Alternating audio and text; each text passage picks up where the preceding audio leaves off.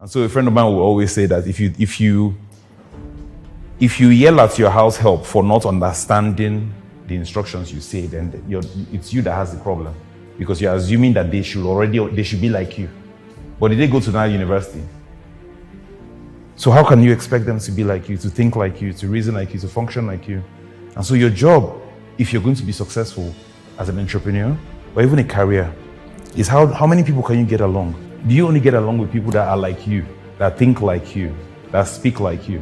And if that is who you only get along with, people that are like you, you're going to run into trouble, because you're going to find it very hard to speak to people that are way lower than you and let them understand your vision.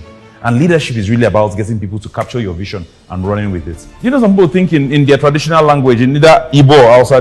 Does that happen to you? How do you think? Have you thought about how you think? So some people will think in a different language, and if they think in a different language and you're not sure what that language is, you may also run into problems, because they'll be thinking you'll be a different set of proverbs and parables from their language. And if you don't understand that, then you'll be getting clashes. So we're going to start with you understanding what the 6 human needs are. Need for certainty. We have a need to know what tomorrow brings. You have a need to know what's the lecture about? This speaker, what has he done in the past? Right? Why should I listen to him? And so it's the need for certainty that drives you. It's the need for certainty that drives most of human interactions, especially when it comes to, you're trying to hire somebody. Then before you hire the person, you have referees. Why? Because you want to call the referees and ask them, the history of this person. How does Rabbi you? Did he do this? And you ask all these questions so that you're sure of what you have. That's certainty. Job security is equal to certainty. Some people will say, they can never work in private sector. They can never work for a one-man business. Why? Because of the uncertainty it brings. So that's the first thing, is certainty. The second need is uncertainty. Second human need, uncertainty, which is the flip side of uncertainty. And what this really means is variety. People are looking for variety in life. Some people cannot take the same thing. We ate this thing yesterday, now why are we eating this again? Because they need variety. And variety, like people say, is the spice of life. And so your job is to find out, how can I be? You can't say, I want to be master of one. No, be master of all. Master one thing, move to the next thing to master. Third human need is the need for significance. In other words, the need for significance is man's need to feel important. Man's need to feel important. We all want to feel important. But the question is, how do you make other people feel important? By compliments. That's the word I wanted to hear. Compliments. You have to learn to become a master of compliments. If you can compliment people, they will feel important. And you can train people to start to look forward to the compliments. So you say, and you try this at home. You say, you're looking wonderful. You tell your mom even. You tell your mom, you're looking very wonderful. You're looking 10 years younger today. She'll say, she'll be happy. Tomorrow you do it again. Next tomorrow you do that thing. Compliment your mom for 3 days in a row. I'm telling you, the next time she's going out, she will just come to your room and say, do you have comb? She's not looking for comb. She's looking for you to compliment her that compliment. She says, do you have comb? And she will stay there and she will linger. And if you don't say anything, she will linger and say, you didn't tell me that this dress is not fine today. And say, okay, I forgot, sorry, it's fine. Are you sure? Why did you not? And now you've trained her to depend on your compliments. That's what people want to feel important. Your sense of significance, you can give them people by compliments, by doing, in fact, motivation, you can do any of the 3 R's, and this is how you motivate people. Number 1, you can reward them. The second one is recognition.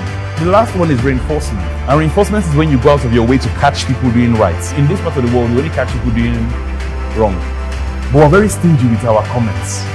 We're very stingy with compliments.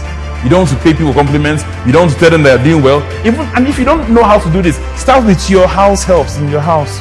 If anything, those are the most overlooked, under-rewarded, undeserving people. We just think, they're doing their job. So come and carry this plate from here. You don't tell them whether the food was nice. You don't give any feedback. It's only when the salt is too much that they will hear your voice. Number 4, the need for love and connection. People want this. People want to feel love and connection. That's why we join communities, we join societies. I'm joining different kinds of societies, both good and bad. But it's all in an effort to seek for love or connection. I was reading an article today. It said that the world is very lonely nowadays. That a lot of people don't have more than 4 friends that they can really call friends when they're in need. That is the need for love and connection. That's what you're leveraging on. What I'm trying to tell you is that everything here can be turned into a business. Fifth need is the need for growth. How can you grow? You can grow in 5 different ways. You can grow spiritually, right? You can grow educationally or intellectually.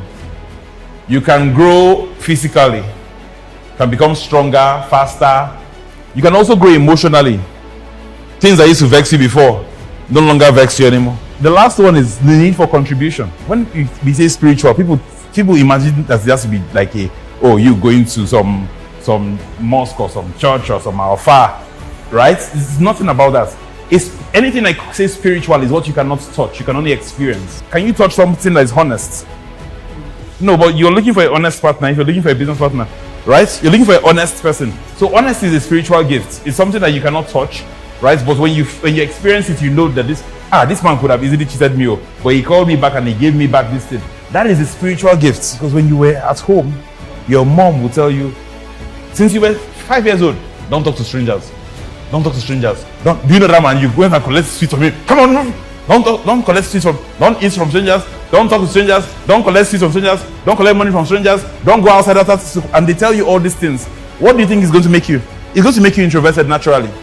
And you practice that for the next 10, 15 years. Then you come out to the real world. Then you're now suddenly working in Zenith Bank.